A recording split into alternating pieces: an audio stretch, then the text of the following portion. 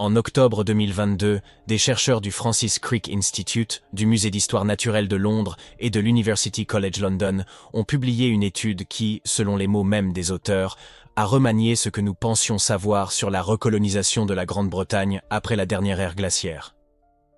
Ce n'étaient pas des mots choisis pour impressionner les journalistes. C'était la conclusion d'une analyse d'ADN, ancien extraite d'os vieux de 13 600 ans. Des os qui étaient restés dans un tiroir de musée pendant plus d'un siècle sans que personne ne comprenne vraiment ce qu'ils contenaient. Ce que l'ADN a révélé n'a pas été une découverte. Ce fut un effacement. La femme dont les restes ont été analysés n'est pas notre ancêtre. Elle appartenait à une lignée génétique qui a été complètement remplacée, balayée de la face de la Grande-Bretagne il y a environ 10 500 ans, par une population génétiquement distincte venue du continent européen. Les Britanniques modernes ne descendent pas d'elle. Nous sommes les remplaçants. Elle est ce qui était là avant nous, et nous ne l'avons pas héritée. Nous l'avons remplacée. Ce n'est pas une théorie, c'est ce que dit l'ADN. Et la vraie question n'est pas qui elle était. C'est ce que cela révèle sur l'histoire humaine elle-même. Car si cela s'est produit en Grande-Bretagne, et partout où on peut extraire de l'ADN ancien, alors ce que nous appelons les origines pourrait être la plus grande illusion que notre espèce ait jamais construite. Dans cette vidéo, nous allons suivre ces preuves jusque là où elles mènent vraiment. Et ce que vous allez découvrir changera la façon dont vous pensez à qui nous sommes, d'où nous venons, et ce que veut dire quelqu'un quand il dit « cet endroit a toujours été à nous ». La caverne de Kendrick se trouve dans le nord du pays de Galles, près d'une petite ville côtière appelée Llandudno. Ce n'est pas une grotte spectaculaire. Elle n'a pas la grandeur des peintures de Lascaux, ni la notoriété de Stonehenge. C'est une ouverture dans le calcaire qui donne sur la mer d'Irlande, assez profonde pour abriter, suffisamment sèche pour préserver, et assez oubliée pour être restée ignorée pendant des générations par des archéologues qui avaient d'autres sites à visiter. En 1880, un dentiste nommé Francis Kendrick commença à fouiller le site par intérêt personnel. Il était courant à l'époque victorienne que des hommes de condition et de curiosité mènent leurs propres expéditions archéologiques, sans besoin d'approbation institutionnelle ni de protocole scientifique formel. Ce que Kendrick trouva fut extraordinaire. Des os d'animaux aujourd'hui disparus, restes de chevaux, d'ours des cavernes, de hyènes et de rhinocéros laineux, une faune du Pléistocène qui attestait d'une grande ancienneté pour le site. Et, plus tard, à mesure que la fouille s'approfondissait, des os humains. Pas seulement des os humains portant des marques délibérées. Des marques géométriques gravées avec précision sur des os d'animaux, avec un motif qui n'était pas aléatoire, qui n'était pas utilitaire, qui ne pouvait pas s'expliquer par l'usure naturelle ou un accident. C'était une décoration intentionnelle. C'était de l'art. Kendrick n'avait aucun moyen de savoir ce qu'il venait de découvrir. La datation par radiocarbone ne serait développée que 60 ans plus tard. La génétique moléculaire, comme champ scientifique, était encore à des décennies. Sans ces outils, il fit ce qu'il pouvait. Il catalogua ce qu'il put identifier, remit une partie du matériel au British Museum de Londres, et le reste des os humains partit plus tard pour le Natural History Museum de la même ville. Et là, ils restèrent. Dans un tiroir, dans une collection de centaines de milliers d'échantillons, dans une institution qui conserve 73 millions d'objets d'histoire naturelle. Une boîte parmi tant d'autres dans un énorme archive. Pendant plus d'un siècle. Le problème n'était pas une négligence délibérée, c'était structurel. Ancien, en 1880, ne voulait pas dire ce que cela signifie aujourd'hui. Sans datation précise, sans l'ADN, les os formaient une énigme. Présence humaine manifeste, décorations impossibles à comprendre. Les modèles de l'époque n'avaient aucune place pour l'art paléolithique en Grande-Bretagne.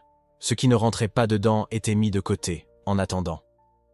Et ce qui arriva à la caverne de Kendrick fut la même chose qui arrive à beaucoup de découvertes, qui dépassent le cadre interprétatif disponible au moment de leur découverte.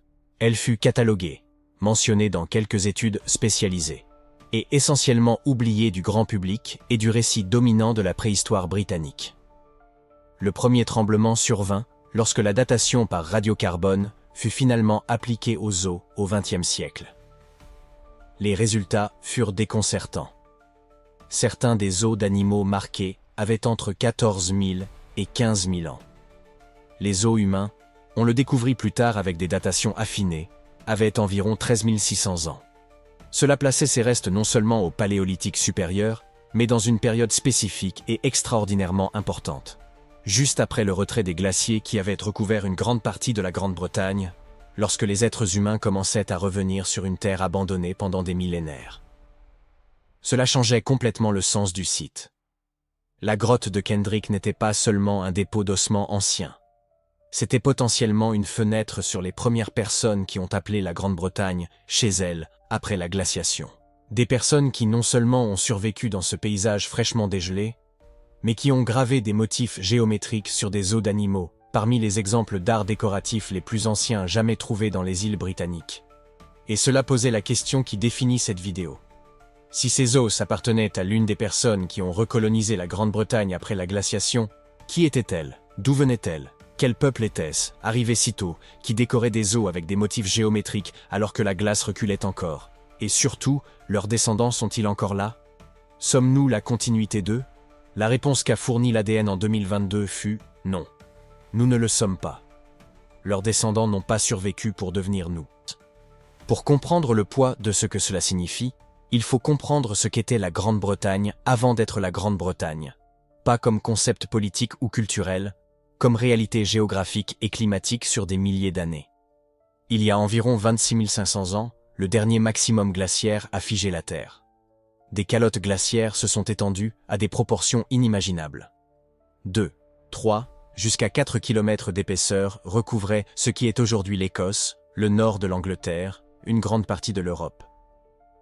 Le poids de cette glace était si immense qu'il enfonçait littéralement la croûte terrestre. Dans certaines régions, le sol s'est affaissé de centaines de mètres sous le poids de la glace accumulée. Et comme toute cette eau était immobilisée sous forme solide dans les calottes, le niveau des océans à travers le monde a chuté drastiquement. Les estimations varient entre 100 et 130 mètres en dessous du niveau actuel, 120 mètres. Pour se donner une idée, c'est suffisant pour exposer presque complètement le fond de la mer du Nord. Suffisant pour transformer la Manche en une plaine. Suffisant pour relier physiquement ce qui est aujourd'hui les îles britanniques au continent européen par une vaste bande de terre qui s'étendait sur des centaines de kilomètres. Les géologues et paléo-océanographes appellent ce territoire submergé Doggerland en référence au banc de Dogger, la zone peu profonde de la mer du Nord, où le fond marin montre encore les contours de ce qui fut autrefois terre. Doggerland était une plaine de toundra et de steppes froides, probablement habitée par des mammouths laineux, des chevaux sauvages, des cervidés de toundra et, oui, par des groupes humains de chasseurs-cueilleurs qui circulaient entre ce qui est aujourd'hui la côte est de l'Angleterre et ce qui est aujourd'hui le Danemark, l'Allemagne et les Pays-Bas. Sans besoin de bateau, sans conscience d'être sur des territoires qui seraient un jour séparés par la mer. La Grande-Bretagne n'était pas une île, c'était une péninsule du continent européen. Doggerland n'était pas un marécage, c'était un paysage productif, probablement le plus riche en ressources pour les chasseurs-cueilleurs de l'époque.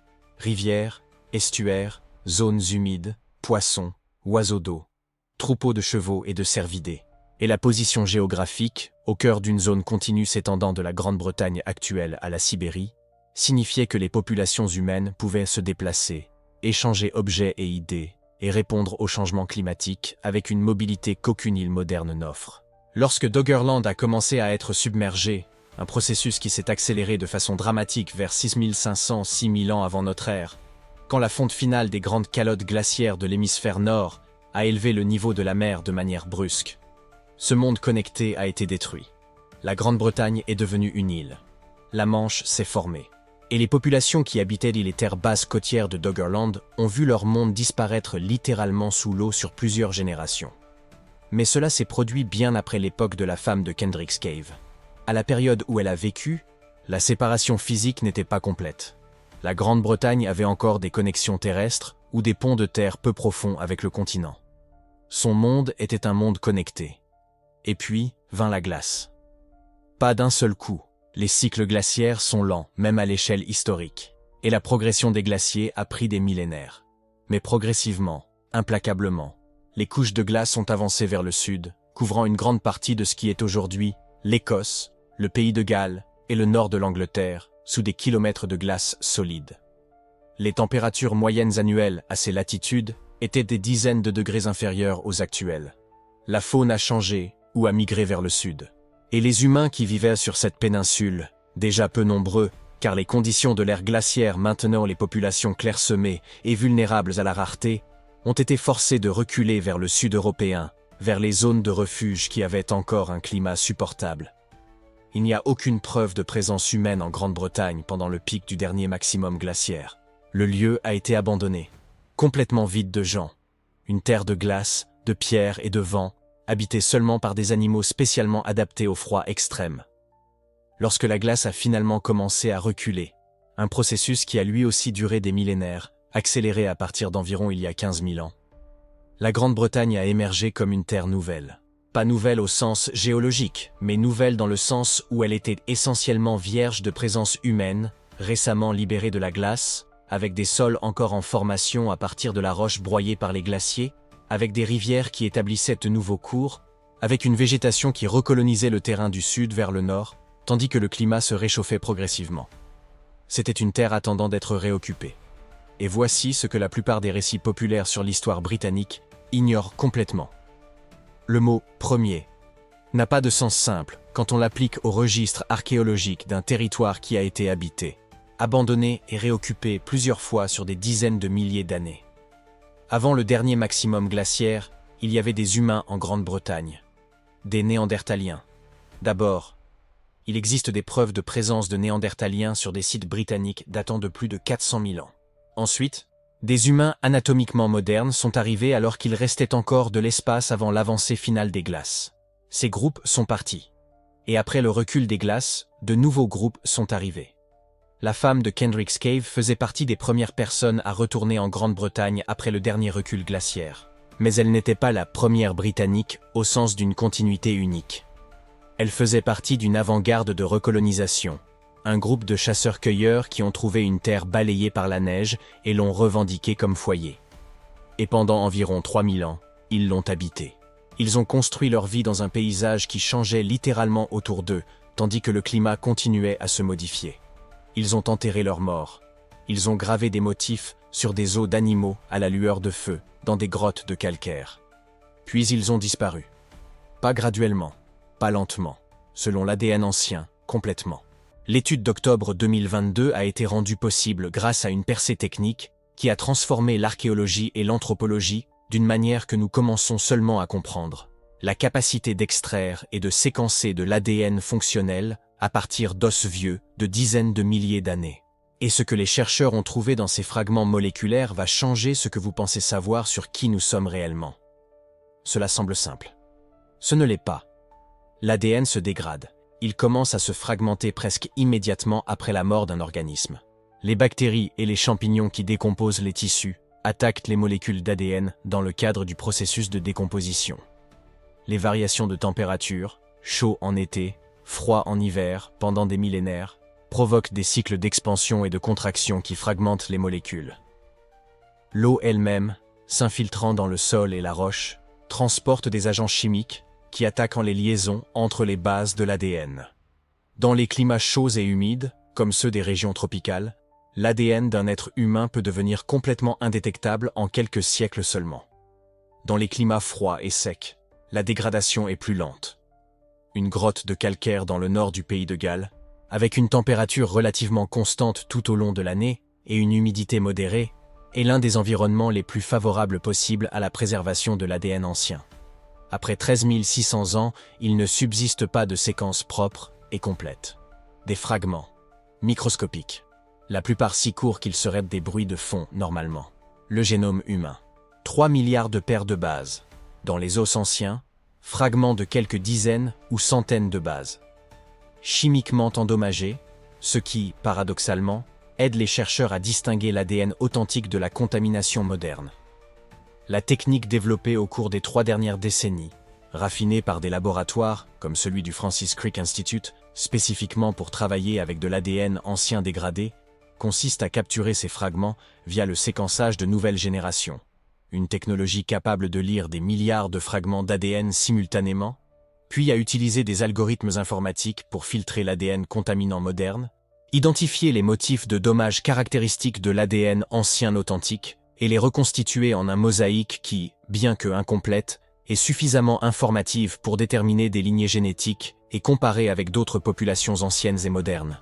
Ce que les chercheurs ont réussi à extraire des os de Kendrick's Cave suffisait à faire quelque chose qu'aucun archéologue du 19e siècle n'aurait pu imaginer. Comparer le profil génétique de la femme qui est morte là, il y a 13 600 ans, au profil génétique de dizaines de populations humaines anciennes et modernes du monde entier, et déterminer avec quel groupe elle était génétiquement apparentée, qui étaient les parents les plus proches de ses ancêtres, et qui ne l'étaient définitivement pas. Et lorsqu'ils ont fait cette comparaison, ce qui est apparu n'était pas ce à quoi ils s'attendaient. Les preuves sont là. Vous pouvez consulter l'étude publiée en octobre 2022.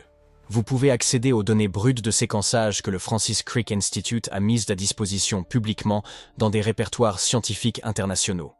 Vous pouvez vérifier chaque chiffre, chaque comparaison d'aplogroupe, chaque analyse en composantes principales. Rien de tout cela n'est de la spéculation. C'est de la science vérifiable, reproductible, publiée après revue par les pairs, et ce qu'elle révèle contredit ce que la version standard de l'histoire britannique a enseigné pendant des générations. Elle n'était pas apparentée aux populations qui vinrent après, lignées différentes. Clades génétiques distincts, les chercheurs l'ont identifié comme lié à la ligne du nord-est de l'Europe ou d'Eurasie orientale. Population ancienne arrivée lors de la recolonisation post-glaciaire par une direction inattendue. Pas du sud et sud-ouest, l'option évidente des modèles, mais possiblement du nord-est ou de l'est, suivant le retrait des glaciers par des routes que nous cartographions encore. Et surtout, cette lignée n'est pas la même que celle présente chez les Britanniques modernes, ni chez les Écossais, ni chez les Gallois, ni chez les Irlandais, ni chez les Européens occidentaux en général. Et cette différence, cet abîme génétique entre elle et tous ceux qui vinrent après, est la preuve de l'effacement. Première anomalie vérifiable. Les ossements de Kendrick's Cave, datés de 13 600 ans, appartenaient à une personne dont la lignée génétique n'existe tout simplement plus dans aucune population vivante détectable. Ni en Grande-Bretagne, ni en Europe occidentale. Ils ont découvert cela, puis réalisé que toute la structure explicative que l'archéologie avait construite pour la préhistoire britannique devait être réécrite depuis le début. Mais avant de parler de ce que l'ADN a révélé en termes de remplacement, il faut connaître qui elle était. Pas comme donnée génomique, comme personne. Elle a vécu il y a 13 600 ans dans une Grande-Bretagne qui émergeait de millénaires de glace. Le climat changeait, plus chaud, mais encore profondément instable. Les forêts de bouleaux et de pins n'avaient pas encore reconquis la majeure partie du territoire. Une grande partie du paysage restait ouverte, la toundra arctique laissant lentement place à des prairies tempérées et des broussailles. Les rivières coulaient tumultueuses, chargées des eaux de fonte des derniers glaciers. Les lacs étaient froids, limpides et récents.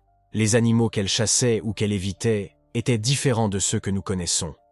Des cerfs géants au bois dépassant 3 mètres d'une pointe à l'autre, le mégalokéros, une créature d'une proportion si extraordinaire qu'on la croirait sortie d'un conte, mais qui existait bel et bien. Des chevaux sauvages en hardes de plaine, des aurochs, l'ancêtre sauvage du bétail domestique, une bête de plus de 800 kilos avec des cornes pouvant tuer un homme adulte, et des ours des cavernes, de grands félins, des hyènes d'Eurasie, des prédateurs qui partageaient dans le paysage avec les humains et ne cédèrent pas facilement leur territoire. Elles ne se contentaient pas de survivre, elles vivaient. Il y a là une distinction importante, et les ossements de Kendrick's Cave le montrent de façon claire, défiant toute image simplifiée de « l'homme des cavernes ». Les os décorés trouvés dans la grotte, certains d'animaux de grande taille, avec des motifs géométriques gravés à l'aide d'outils en pierre, avec une précision exigeant du temps, de l'habileté et de l'intention, sont l'une des plus anciennes preuves de comportement symbolique de toute la Grande-Bretagne. Je le répète, ce ne sont pas des décorations fonctionnelles. Elles ne servent pas à rendre l'os plus résistant, à identifier une propriété, à marquer un territoire de manière reconnaissable par d'autres animaux. Elles n'ont pas de but utilitaire. Ce sont des motifs répétés, symétriques, gravés sur un matériau qui n'a d'autre fonction que d'exister comme expression. C'est de l'art. Et l'art, au sens de la création délibérée de quelque chose qui sert un but au-delà de la survie immédiate, est la marque d'un esprit capable de représenter le monde symboliquement.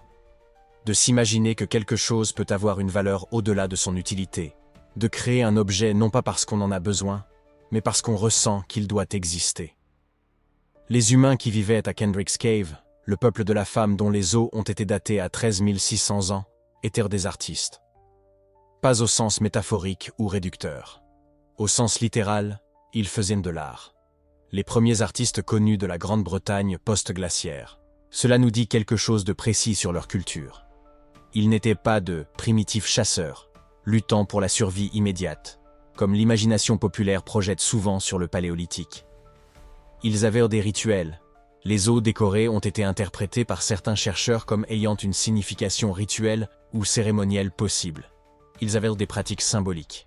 Ils avaient, dans une certaine mesure, une vie intérieure suffisamment complexe et une organisation sociale assez sophistiquée pour que la décoration d'objets ait un sens dans leur contexte culturel. Et ce que l'ADN nous dit de sa lignée génétique est tout aussi révélateur. Le profil génétique indique une origine en dehors de l'Europe occidentale au sens conventionnel.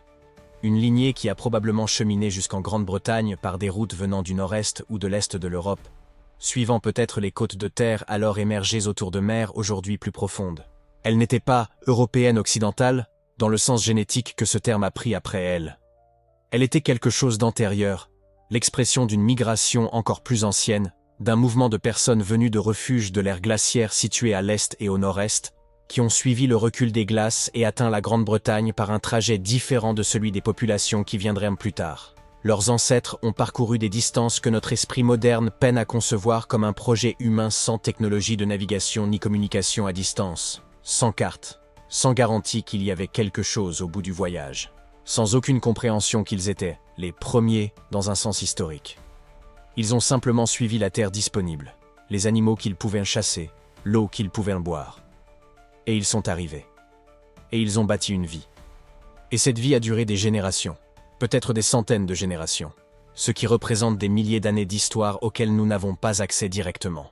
Et une de leurs descendantes est morte dans la grotte de Kendrick et y a été laissée, enterrée délibérément, où elle y a simplement trouvé la fin de sa vie pendant que le groupe poursuivait sa route.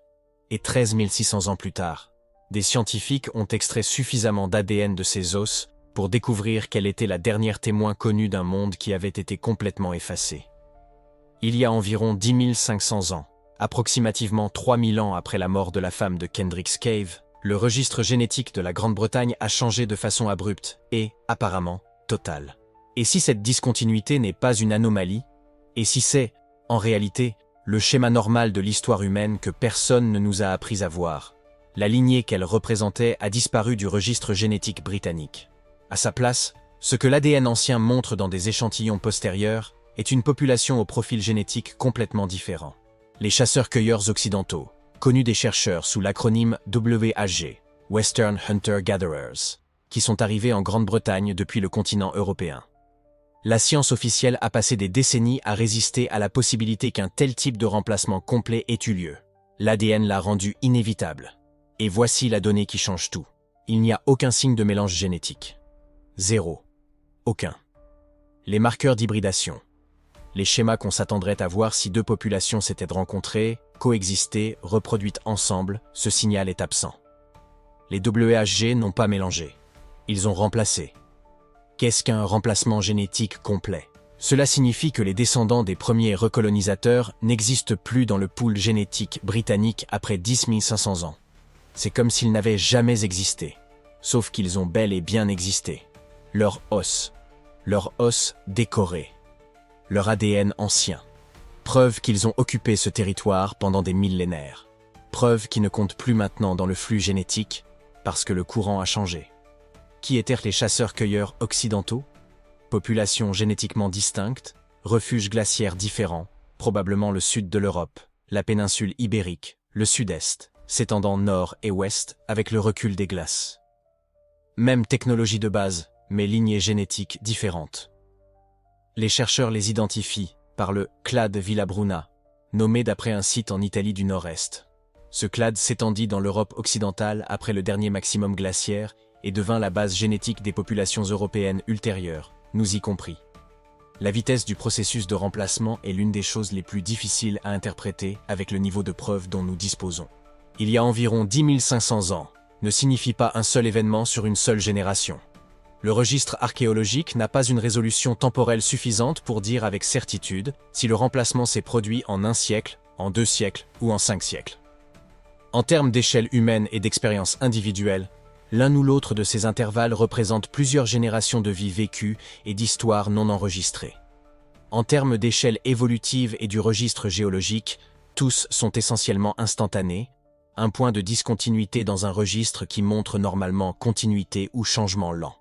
Ce que la science peut dire avec confiance, c'est que la transition n'a pas été graduelle dans le sens que supposait le modèle de continuité.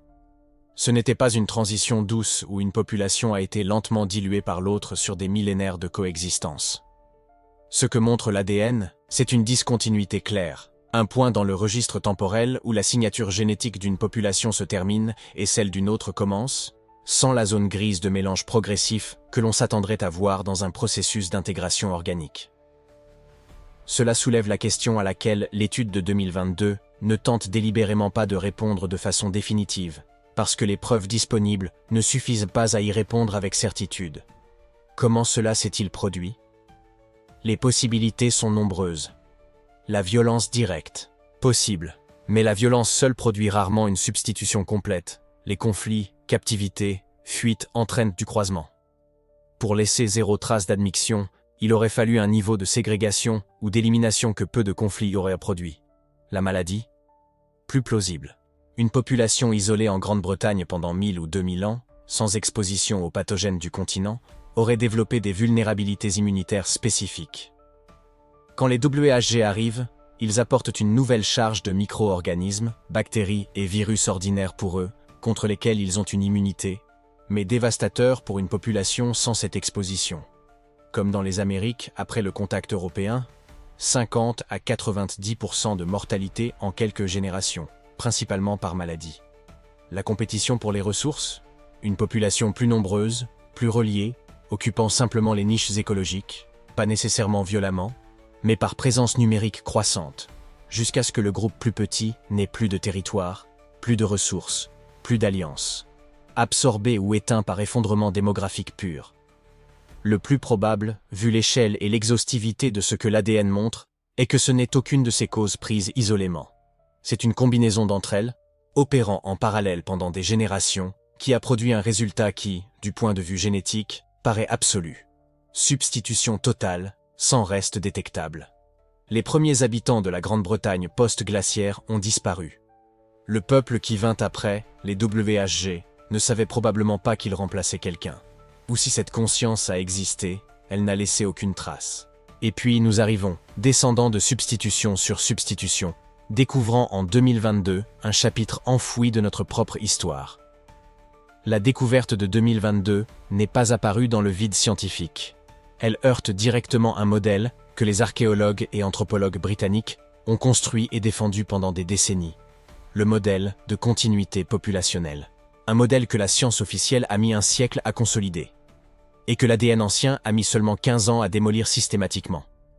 Pendant longtemps, le récit standard sur l'histoire humaine de la Grande-Bretagne supposait que, bien qu'il y ait eu évidemment des migrations et des changements culturels au fil du temps, il existait une continuité génétique reliant les premiers habitants préhistoriques aux populations plus récentes.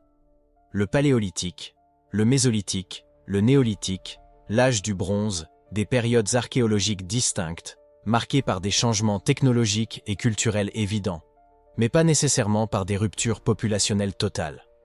Les cultures changent, les outils évoluent, les rituels se transforment, mais les personnes, dans le modèle de continuité, restent, elles apprennent, elles s'adaptent, et elles sont, fondamentalement, la même lignée biologique exprimant des variations culturelles au fil du temps. Ce modèle était commode pour plusieurs raisons. Il créait un récit d'évolution culturelle cohérent, les mêmes gens développant progressivement des technologies de plus en plus complexes, passant de manière organique de chasseurs-cueilleurs à agriculteurs sédentaires, puis à constructeurs de mégalithes et de cercles de pierre. Et crucialement, il s'alignait avec l'intuition politique et culturelle que les Britanniques modernes avaient d'eux-mêmes.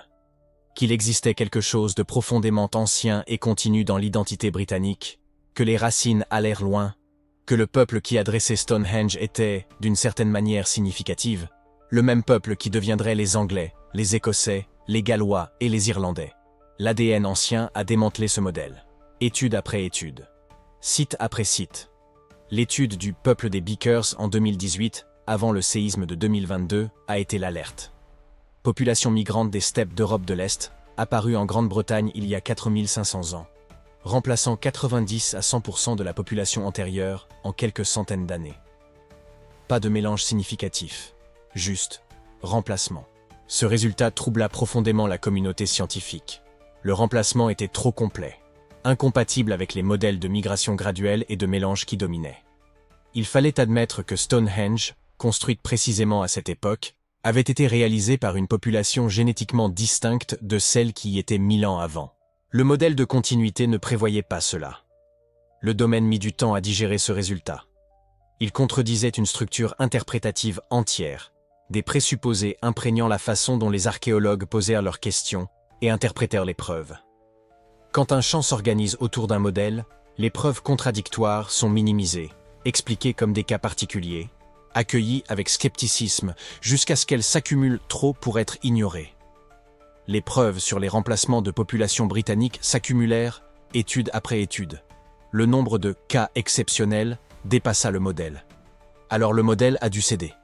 Et puis est venue l'étude de Kendrick's Cave, qui repoussa la chronologie de cette histoire de remplacement encore plus loin dans le passé, jusqu'à l'aube de la préhistoire post-glaciaire britannique. Ce n'étaient pas seulement les agriculteurs néolithiques qui avaient été remplacés par les peuples des steppes.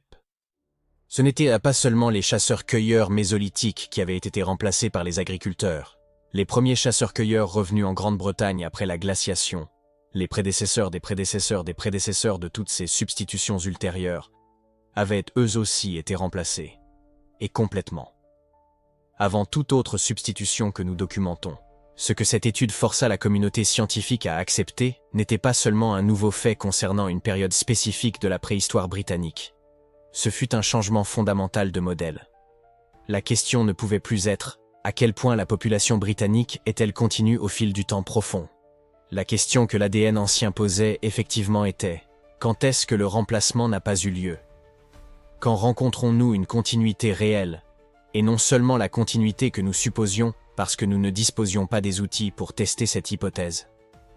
Et la réponse que l'archive génétique produit, étude après étude, site après site, continent après continent, est profondément déroutante. Rarement. La Grande-Bretagne n'est pas une exception. C'est l'exemple le plus étudié en détail d'un phénomène que l'ADN ancien révèle partout où les chercheurs parviennent à extraire du matériel génétique exploitable d'os humains anciens. Et les données du continent européen sont, si possible, encore plus perturbantes par leur ampleur.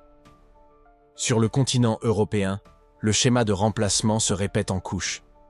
Les chasseurs-cueilleurs occidentaux, la même population qui remplaça les premiers recolonisateurs de Grande-Bretagne il y a environ 10 500 ans, furent eux-mêmes remplacés dans la majeure partie du continent européen il y a environ 6 000 à 5 000 ans.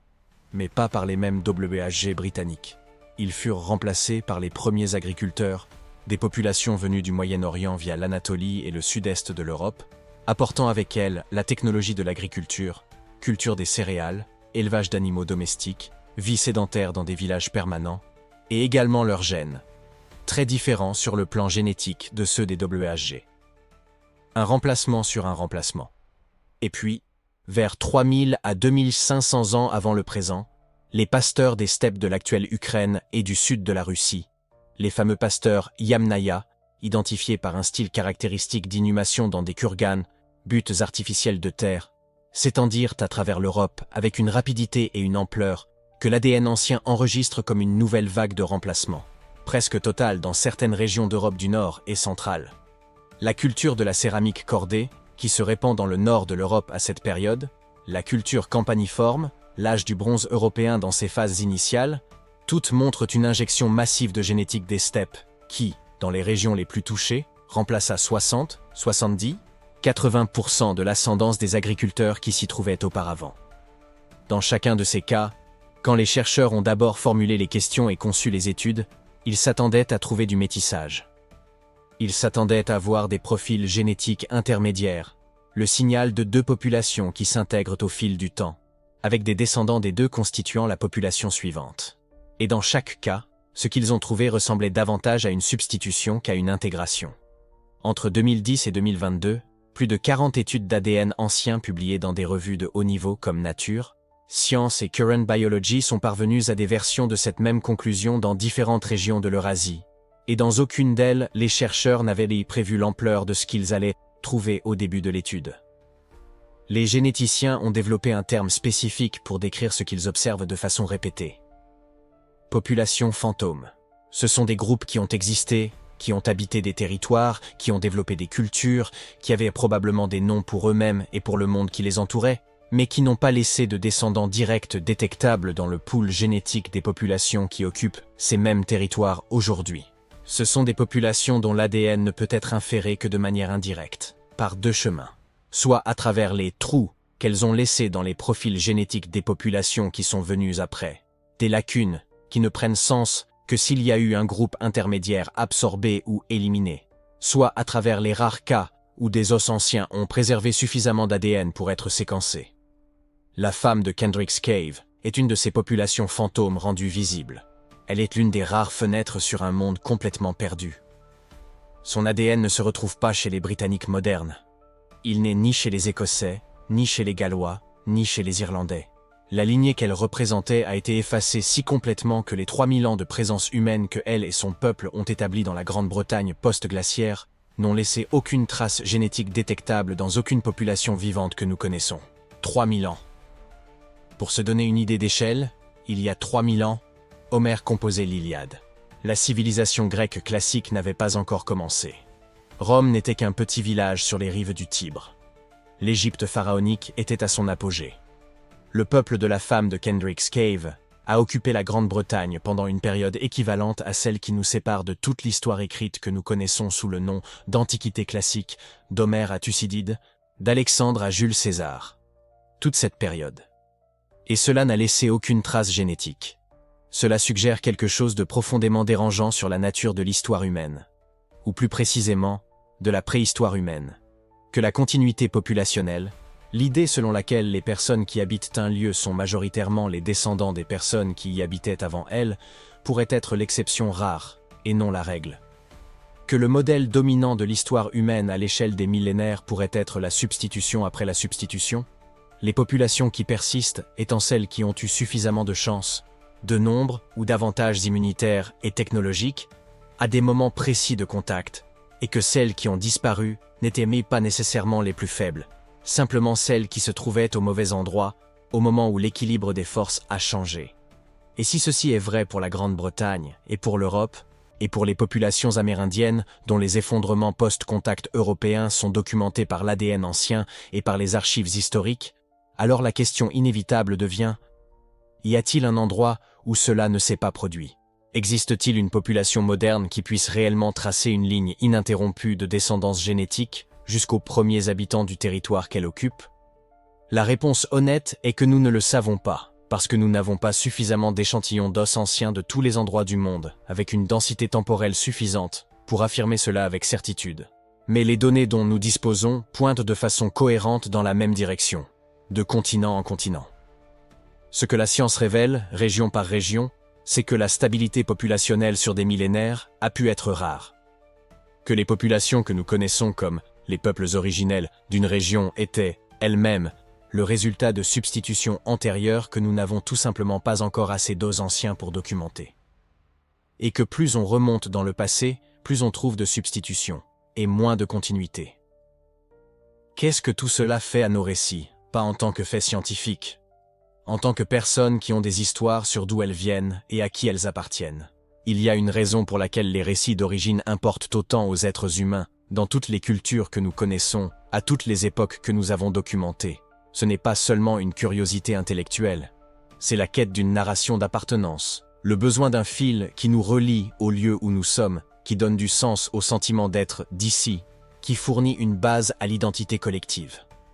Les mythes d'origine de pratiquement toutes les cultures humaines ont la même structure fondamentale. Nous venons de cet endroit, où cet endroit nous a été donné, où nos ancêtres étaient ici depuis le commencement. Nous sommes les naturels. Nous sommes les originels. Cet endroit est à nous parce qu'il a toujours été le nôtre. L'ADN ancien démontre systématiquement tous ces mythes, non par malveillance ni par agenda politique, mais simplement parce qu'il répond aux questions que les os gardent. Il n'existe pas de peuple originel étudié avec suffisamment de profondeur. Il n'existe que la succession, population arrivée, vécue, remplacée ou mélangée, remplacer ou transformer de nouveau. Le concept d'indigénisme à l'échelle du temps profond, un peuple ancestralement propriétaire d'un territoire, les originaires, tous les autres intrus, ne résiste pas à l'ADN ancien à l'échelle des millénaires. Cela a des implications qui vont bien au-delà de l'histoire britannique spécifique. Si vous êtes britannique et que vous vous identifiez à une narration d'enracinement profond dans cette terre, si vous avez le sentiment que vos ancêtres ont habité ces îles depuis des temps immémoriaux, ce que l'étude de 2022 dit en termes génétiques, c'est que vos ancêtres sont arrivés en Grande-Bretagne il y a environ 10 500 ans et ont remplacé complètement ceux qui y vivaient avant eux. Et avant cela, vos ancêtres étaient ailleurs en Europe, ou dans les steppes d'Europe de l'Est, ou au Moyen-Orient, ou en Asie centrale, selon la couche d'ascendance que vous examinez. Il n'y a pas d'origine unique. Il y a des couches d'origine, chacune résultant d'un mouvement de personnes venues d'ailleurs. Il n'y a pas de ligne d'arrivée. Il n'y a qu'une course qui continue. Chaque population établie n'est que le courant gagnant à ce moment précis d'un processus sans fin. Cela dérange? Pour beaucoup, oui. Cela déstructure des récits avec investissement émotionnel profond. Mais c'est libérateur, nous libérant de l'illusion que originel ou premier confère un droit métaphysique sur un territoire. Si personne n'a été originaire au sens absolu, si tous sont arrivés de quelque part, alors l'argument de possession territoriale fondé sur l'ancienneté génétique se révèle. Une histoire nous justifiant le présent par le passé. La femme de Kendrick's Cave était aussi originelle que quiconque vint avant ou après, et son peuple fut effacé. Non parce qu'il était indigne, non parce qu'il était moins humain ou moins adapté, effacé par des forces démographiques, maladies, violences, ou leur combinaison, par la mécanique impersonnelle des interactions populationnelles dans des conditions qu'aucun individu ne choisit. Soyons plus humbles sur ce que nous prétendons posséder. Cette terre est à moi, ou cet endroit a toujours appartenu à mon peuple. L'histoire dit que nulle part n'a jamais appartenu à qui que ce soit, et que ceux qui prétendent avoir été premiers ne l'ont probablement pas été. Ce que l'étude de 2022 a révélé est profond. Ce qu'elle n'a pas révélé, ce qui reste question ouverte, est tout aussi crucial. Les chercheurs n'ont pas déterminé comment s'est produit le remplacement. L'archive génétique confirme qu'il a eu lieu. Discontinuité nette, pas de mélange significatif, remplacement complet en termes génétiques. Mais l'ADN n'a pas de mémoire des processus sociaux. Il n'enregistre pas s'il y a eu violence, diplomatie, coopération, ou simplement deux groupes ne se rencontrant jamais, la nouvelle population occupant progressivement un territoire vide. Cela compte. Le mécanisme définit la narration. Si violence systématique, génocide. Si maladie épidémique décimant une population naïve, tragédie sans méchant conscient. Si compétition démographique graduelle, processus qu'aucun individu n'a planifié, arrivé sans intention, avec un résultat final.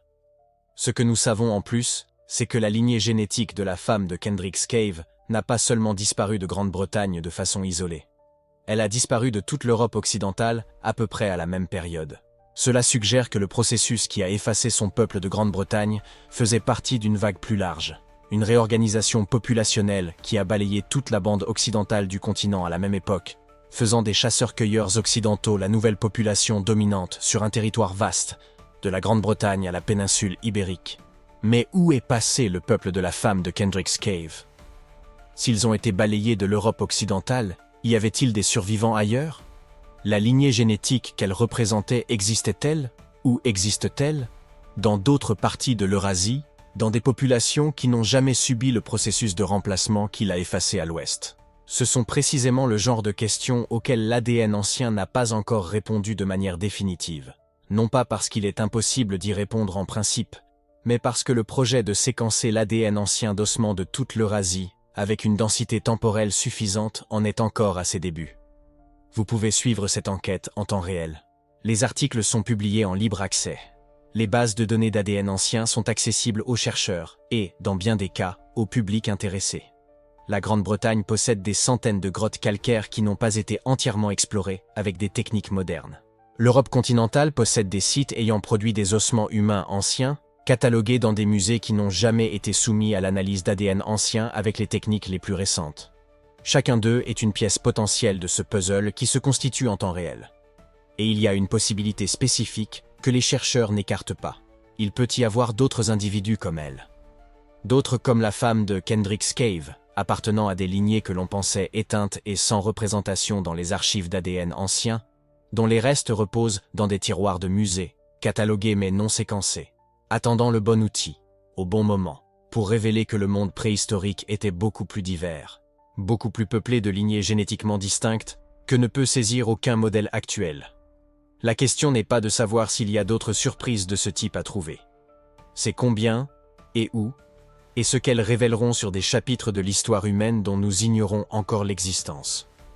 Il y a quelque chose au-delà des données génétiques, au-delà des remplacements, au-delà de la philosophie sur l'identité. Elle était une personne. Évident? Oui. Mais oublié facilement, naviguant parmi haplogroupes, clades génétiques, discontinuités. Derrière la terminologie technique, froide dans son abstraction, il y a un être humain, réveillé il y a 13 600 ans dans un paysage connu par cœur.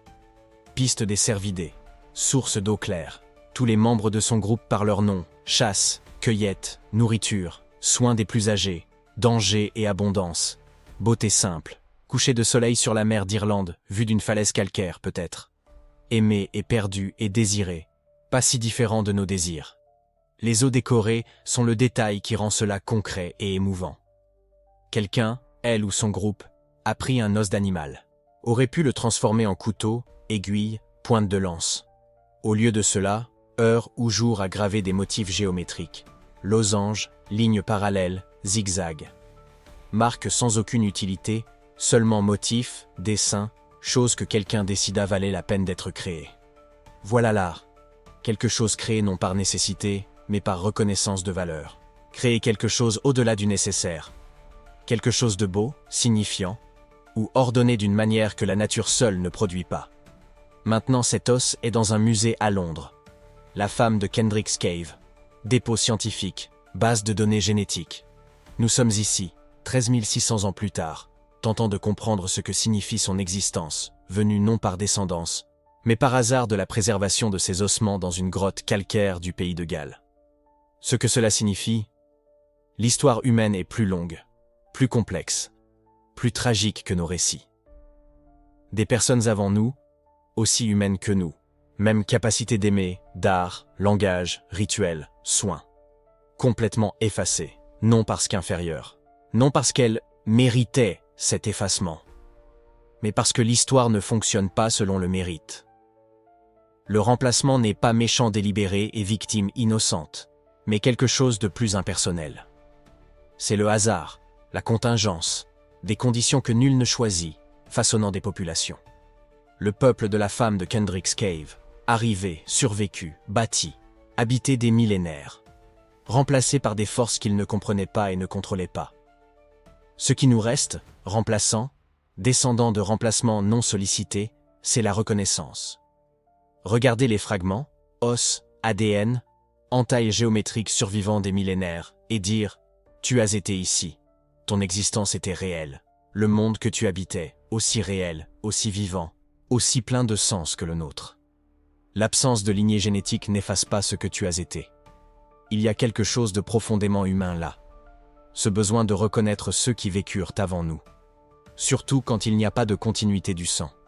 Parce que cette reconnaissance dit, notre capacité à reconnaître l'humanité d'autrui ne dépend pas d'un héritage génétique partagé. Elle dépend de quelque chose de plus fondamental. La conscience que tout être humain ayant jamais vécu portait la même capacité d'expérience que nous. Et que cette capacité méritait plus que l'effacement. La femme de Kendrick's Cave, oubliée, 13 600 ans. Octobre 2022, la science entendit enfin ce que ces os avaient à dire. Ce qu'ils ont dit a tout changé de nos origines. L'étude. Publiée. Les os, musée d'histoire naturelle à Londres. Les données, libre accès. Vérifiez, vous trouverez la question des chercheurs. Si cela s'est produit ici ou ailleurs. Combien d'autres populations fantômes attendent, dans des cavernes ou des tiroirs de musées, d'être découvertes? Si cette vidéo a soulevé une question que vous digérez encore, partagez-la. Si vous voulez suivre les histoires que l'ADN ancien exhume, histoires que personne ne racontait parce que personne ne savait qu'elles existaient, abonnez-vous. Les archives de la préhistoire humaine s'ouvrent, un os à la fois. Et ce qui en sortira continuera de tout changer. La femme de Kendrick's Cave n'est pas notre ancêtre, mais elle est notre professeur. Sa leçon. L'histoire commence bien avant tout ce que nous appelons histoire, et ce n'est que maintenant que nous apprenons à l'entendre.